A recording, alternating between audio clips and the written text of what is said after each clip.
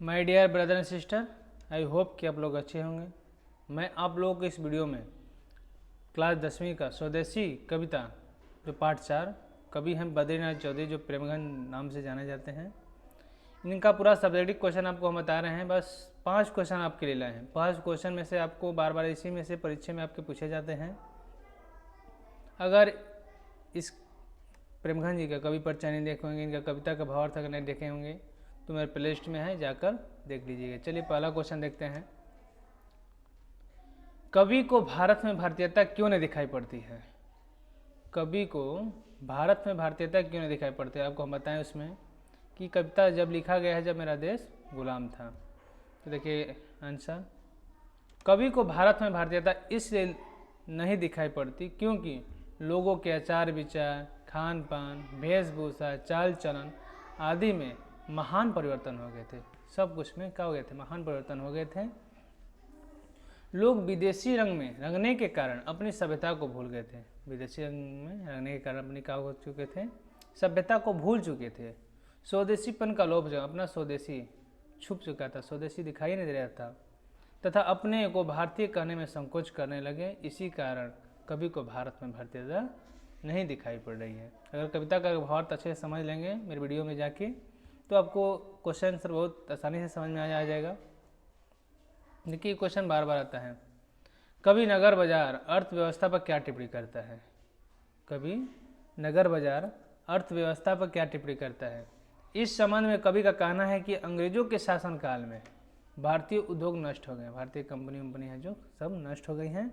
स्वदेशी निर्मित वस्तुओं का उपयोग बंद हो गया है क्योंकि मशीन निर्मित वस्तुओं की अपेक्षा हस्तनिर्मित जो हाथ से बनाए हो, हस्तनिर्मित वस्तुएं महंगी हैं।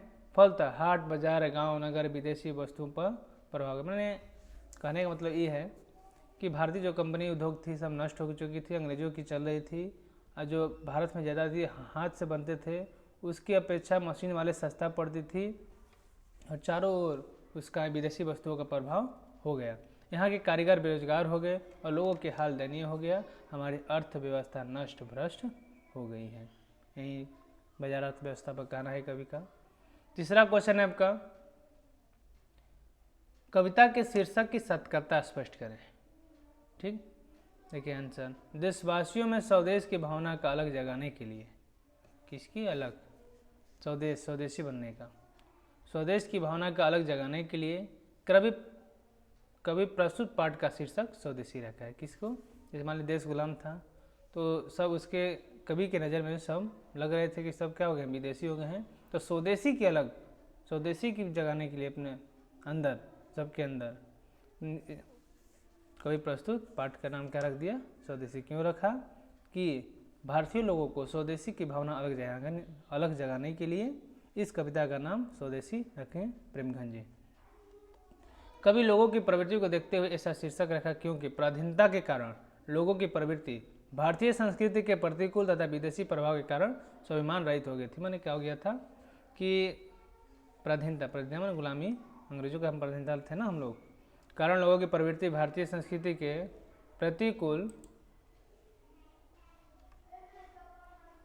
प्रतिकूल तथा विदेशी प्रभाव के कारण स्वाभिमान रहित हो गई। इसलिए कवि ने देशवासियों को स्वदेशी बनने की प्रेरणा दी है। ठीक, देखिए कवि ने डफाली किसे कहा और क्यों कहा है? देखिए कवि ने डफाली किसे कहा और क्यों कहा है? कवि ने डफाली उन्हें कहा है जो अंग्रेजों के विरोध के बजाय समर्थन करते हैं वैसे लोग जिनका स्वाभिमान मर चुका है या देश प्रेम की भावना अपने सुखी में लुप्त हो गई। मैंने डफाली इसको बोलेंगे जो भारत की होके अंग्रेजों की चापलूसी कर रहे हैं, चमचागिरी कर रहे हैं, उन्हीं को कवि डफाली बोले। कवि के कहने का आशय है कि ऐसे लोग जिन्हें न तो अपने आत्मसम्मान की चिंता है न भारतीयता का ख्याल है, वैसे लोग डफाली में बाजा बजाने वाले की तरह उसकी खुशामद तथा झूठी प्रशंसा करते हुए जयगान करें। मैंने अपनी भलाई के लिए अंग्रेजों के चमचा थे, जैसे मान लीजिए कोई, उन्हीं का भारत में होके और किसका प्रशंसा कर रहे थे, किसकी ज़्यादा खुशामद कर रहे थे? अपनी खुशामद के चलते अंग्रेजों की क्या कर रहे थे? प्रशंसा, झूठे जयगान कर रहे थे कि अंग्रेज ऐसे वैसे ठीक हैं, बस अपना देख रहे थे, दूसरे क्या हो। नेताओं के बारे में कवि का क्या राय है? नेताओं के बारे में कवि का कहना है कि वे विलासी हैं। विलासिता में जीवन व्यतीत करने के कारण शरीर इतना भारी हो गया है कि उन्हें अपनी धोती संभाल पाना कठिन हो गया है। तो वे गरीबों का शोषण करते हैं, उचित मेहनता भी नहीं देते, स्वयं उसकी कमाई खाकर सुखमय जिंदगी बिताते हैं। उन्हें अपने देश की अपेक्षा विदेशी सरकार की चिंता इसलिए है कि उनकी सुखमय जीवन में कोई दिक्कत ना पावे। मैंने नेताओं के बारे में कहे कि वो भी विदेशी हो गए हैं, भारतीयता को लोग को सता रहे हैं, बस अपनी विलासिता अपनी खुशी के लिए बस उन लोगों की तारीफ कर रहे हैं, जो कहीं बोलना है। बस 5 क्वेश्चन है, आपको 5 ही क्वेश्चन में से आपका परीक्षा में इसमें लड़ जाता है।